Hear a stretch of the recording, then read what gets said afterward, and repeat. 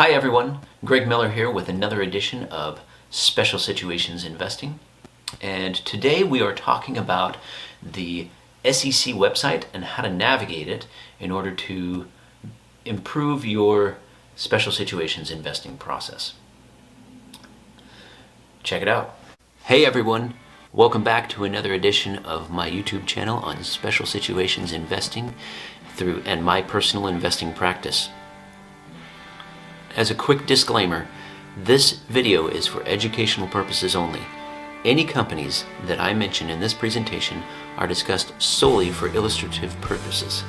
Discussing such companies and the specifics about them is to help educate me and educate you about certain special situations. It is not a solicitation to purchase them.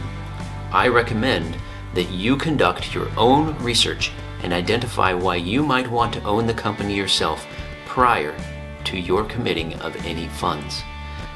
I also recommend that you seek the services of a financial advisor that has considered your personal situation as your fiduciary. And then finally, may your education here grow your knowledge, improve your personal investing performance, and give you the confidence to take control of your future. Thanks a bunch for watching. Now on to the video. This is in reference to a comment that came from Ivanhoe 2 last week, and Ivanhoe 2 said the following in our video, or on last week's video. He says, "Hey, I find the SEC website hard to navigate. If you have time, maybe an in-depth video about SEC filing related to spinoffs and tender offerings." So we're going to go ahead and thanks again for sharing this to Ivanhoe. I'm going to go ahead and spend some time looking at this question, and let's see if I can answer it a little bit better than what I did before. So it's really simple. You start by going to sec.gov. And if you go here, you search for it, you can go to sec.gov home. And the first place that I would start is I'd go here to the filings page. So I click on filings, or I hover over filings, and then I go down to the company filing search. So if I click on company filing search, this is where a lot of the SEC tutorials stop. They say, oh, you want to look at a specific company, type in DIS. Now you have Walt Disney Company, and you can click on that, and you could go to the Disney website or the Disney filings that are there. Now, I don't do that. I don't want to look at the SEC website in order to look at a company. I want to look at the SEC website in order to look at a filing type, because that's going to be related to the corporate action that we're looking for, that may create that opportunity that special situations involves. Change this to from company filings, right above it, it says latest filings. This is one place that I like to look. So I look at the latest filings, and on this page, we have form type, company, and CIK. So if we go to the form type and we type in SC space TO-C, then that will give us the form type for a schedule TOC. Now, there's two different places you can go. You could click on the HTML, and that'll take you directly to the filing detail for that form. Now, you can click on these, but sometimes there's just not very much information that goes along with this. And that's actually the case here with the Energy Company of Paraná. So Energy Company of Paraná, Copel, it comes out of Brazil. I spent some time when I was younger in Curitiba, of all places, where this company is based out of, and it's interesting. So you're at the filing detail. You could go here, you can click on this, and you can see all the different filings for the company, and then you can search through them. Now, you could do the TOI, but sometimes you see this and you have the document and it says the tender offer rights offering notification form. So click on this one, we have the notification form, and then these are usually links that you can look in and you can read through. This company, it looks like they're going into um, they're being socialized to a certain extent by the Brazilian government. So something to think about with this tender offer that they're doing here. Going back to the search, say I was back here and I'm at the company search results. Let's go back. So we're at this latest filings. You can change this to a TOI, and you can see other things. You might see that there are other filings that are in there that are not related to a company. And if that's the case, the filings that are not related to a company, well, guess what? It's because they are not as there's other things, entities that also have to register these filings. So when we register these filings, we do identify that not everything that we read is going to be useful for our special situations investing. And that's where you kind of have to do some of the work. I prefer that we keep that happening, because then the opportunity will remain for enterprising investors like yourself and myself that want to look for these special situations and invest in them. Now, another place to look is you go back to home. Let's go back to filings, company filings search. And then we can go here to the Boolean archive search. So the Boolean archive search, this is when you are looking for, again, a different type of filing that is used for your corporate event. This time, we're going to spend a moment and we're going to do form type, and make sure that you do a Boolean search for this, because the Boolean search is what's going to make it a little bit, it makes it a little bit harder to find. And then you put in parentheses 10-12B. So this form type is the type to create a new share or a new equity, a new oh my goodness. This is the moment where you go in and the SEC, you have to file these in order to create a new security. And Organon and Company, this is a new spinoff that's coming out of Merck. They have filed it, which means that they're getting ready to do it. Merck was looking at this. I've spent some time looking at this one. Who knows? I may invest, I may not. But this one is an interesting one. Merck is just getting rid of a lot of their legacy businesses, and they are spinning that off, and it should happen sometime this year.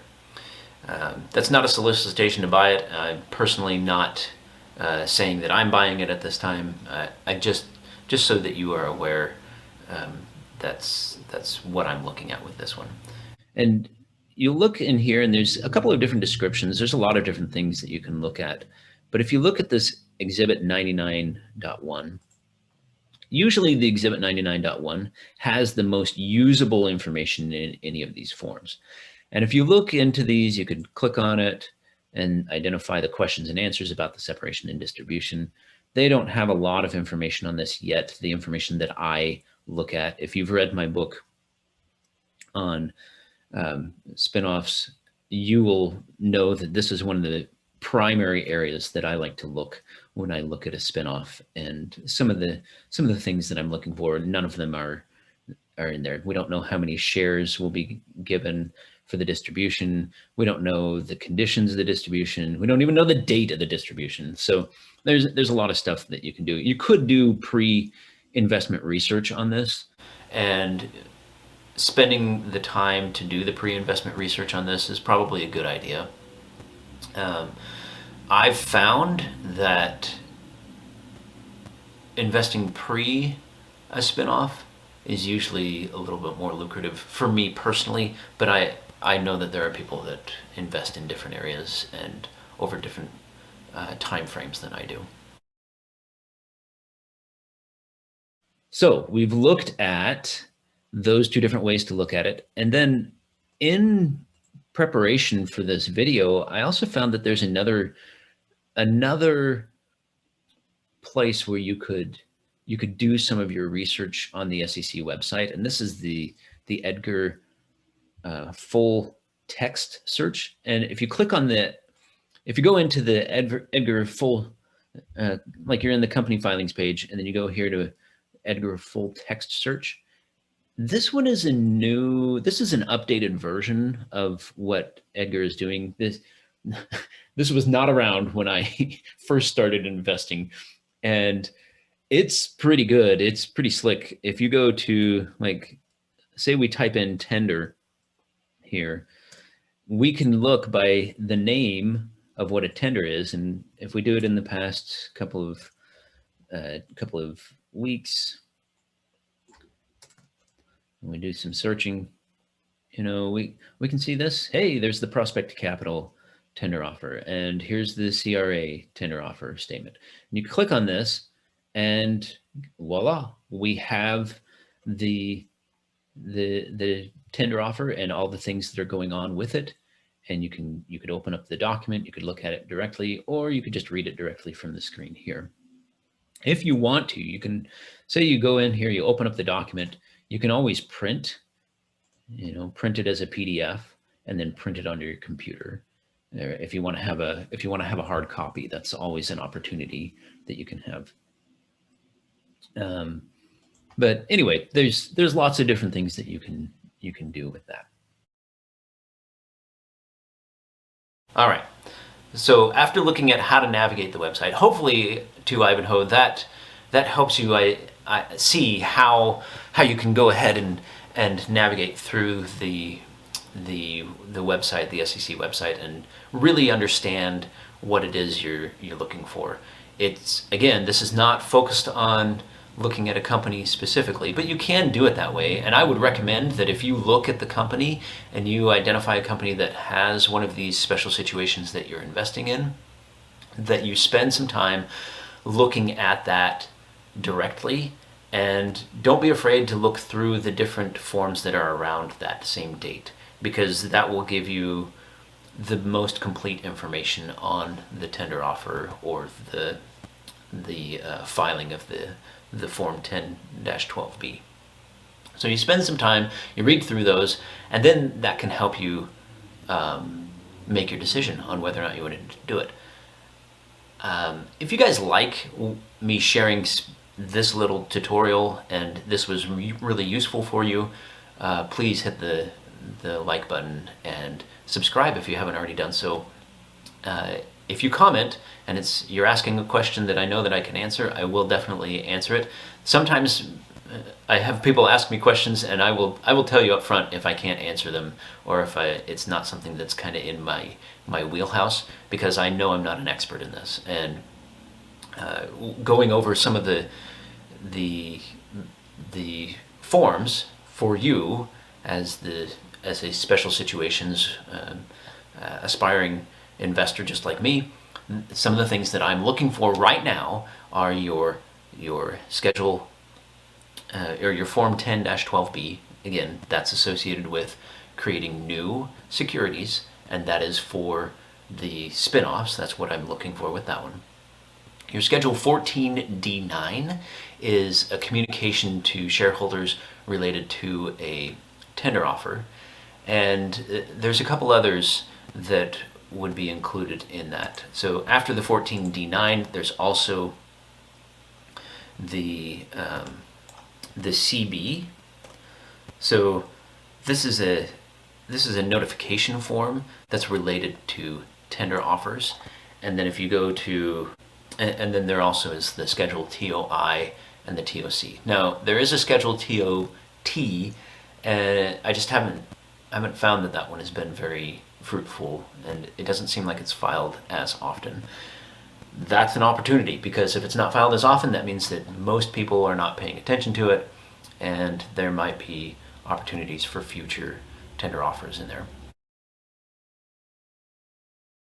I will let you know at the end here that one of the places that I have looked when I'm looking for special situations is this this index to forms by the Edgar filing manual volume 2. As a special situations investor, I think one of the things that we need to spend some time looking at is looking at the different forms that are related to the special situation that we're interested in. Because these different forms, not everybody reads things outside of the 10K or the Form 8K. They don't spend a lot of time reading these very targeted forms, and as a special situations investor, that's what your bread and butter will be. So looking at this manual, if you guys find a form in here that you think is worth or merits some additional research, please share it in the comment section below and I'll take a look. Thanks again for watching. I really appreciate all the support that I've gotten from my subscribers and those of you that have liked my videos, and we'll catch you next week. Thanks a bunch.